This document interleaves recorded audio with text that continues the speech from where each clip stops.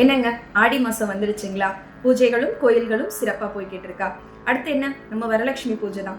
வரலட்சுமி பூஜை அன்னைக்கு உண்மையிலேயே விரதம் இருந்து வழிபட்டா லட்சுமி தேவி வீட்டுக்கு வருவாங்களா அப்படின்றது கேள்வியா இருக்கு.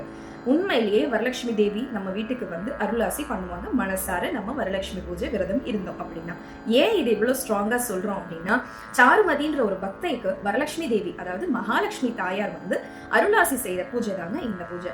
அதனால நம்ம பக்தை உண்மையா, நம்ம பக்தி ஸ்ரத்தையா இருந்தது அப்படின்னா நமக்கு லட்சுமி தேவியோட கடாட்சம் பூர்ணமா கிடைக்கும். இந்த பூஜை வந்து எப்போ இருக்கணும் அப்படின்னா, ஆடி இல்ல ஆவணி மாசத்துல வர பௌர்ணமிக்கு முன்னாடி வர வெள்ளிக்கிழமையில நம்ம இந்த விரதம் இருக்கணும்.